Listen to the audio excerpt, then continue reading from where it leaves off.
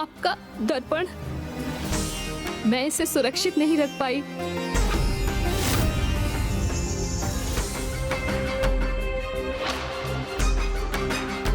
मैं समझ चुकी हूँ कि आपके कोई कार्य में मुझे हस्तक्षेप नहीं करना चाहिए था। मेरे ही कारण आप गिरने वाली थी और मेरे ही कारण आपका ये दर्पण भी नष्ट हो गया।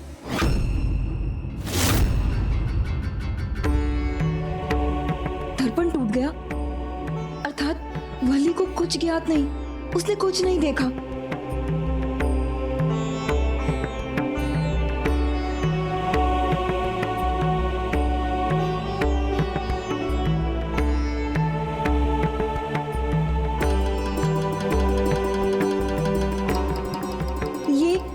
ये मेरा प्रिय दर्पण, ये मुझे भेंट है किसी की।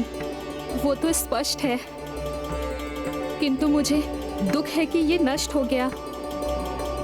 यदि इसके लिए आपने मुझे क्षमा कर दिया तो मैं आपसे एक अनुमति और चाहती हूँ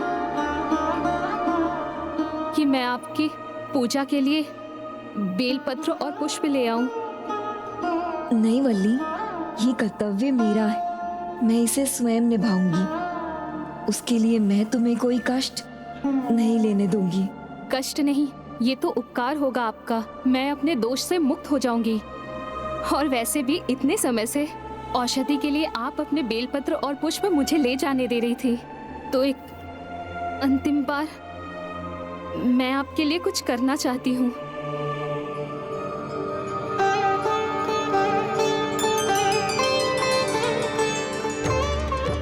कितनी कोमल और सरल है ये मेरे और स्वामी के बीच। नहीं नहीं, कदाचित ये मेरा भ्रम होगा।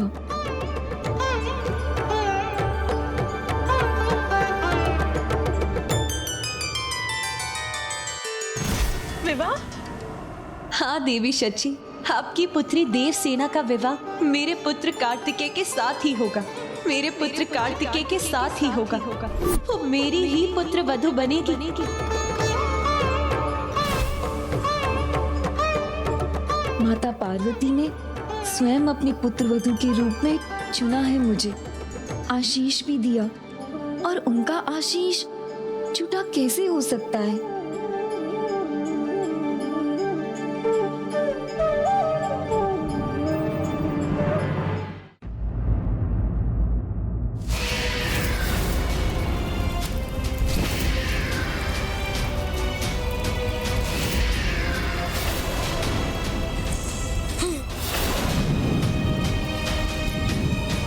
मेरे सभी पराक्रमी परिजनों का इतना भयंकर अंत हुआ। कदाचित इस युद्ध में हमारी विजय संभव नहीं।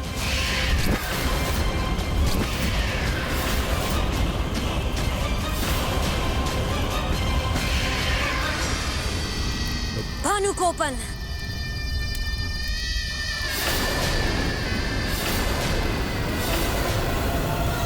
उठिए दीदी, दीदी।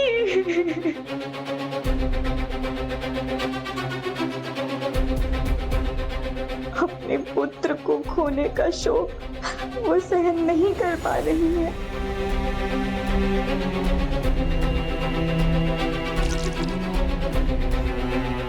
पद्मकुमार, उठो पद्मकुमार।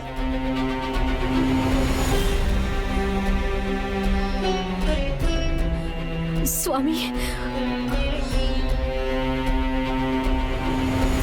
दादी माँ, अनुचित तो नहीं है ये युद्ध? हमारी भूल तो नहीं? भूल भी है और अनुचित भी।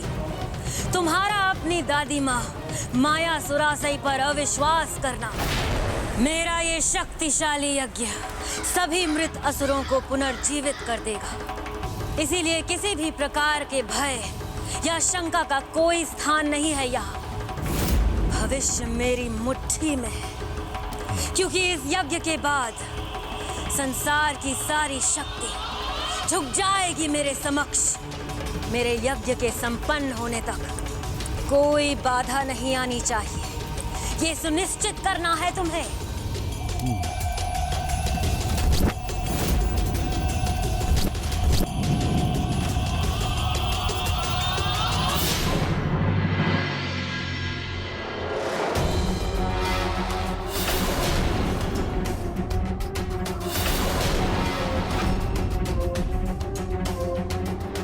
कदाचित इन असुरों ने कल के युद्ध की तैयारी आरंभ कर दी है। कल के युद्ध की नहीं, उसके भी आगे की तैयारी कर रहे हैं ये। किंतु प्रभु, असुर अपने स्वभाव के विपरीत यज्ञ कर रहे हैं। हाँ वीरभा, यज्ञ तो अवश्य है ये, किंतु अवैधिक है। अवैधिक यज्ञ के तो भयंकर परिणाम हो सकते हैं। क्या ये इन दुष्टों को ज्ञात नहीं है? सत्य कहा आपने, किंतु जिसके पास बुद्धि ही ना हो तो उसका बल, उसका यज्ञ सब निरर्थक है। माया सुरासई एक एक कर अपने सभी पौत्रों के पश्चात अपने पुत्रों का भी वध करवाएंगी।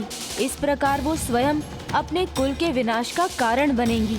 ऐसी स्थिति में उन्हें कोई सद्बुद्धि नहीं दे सकता, कोई अपना भी नहीं।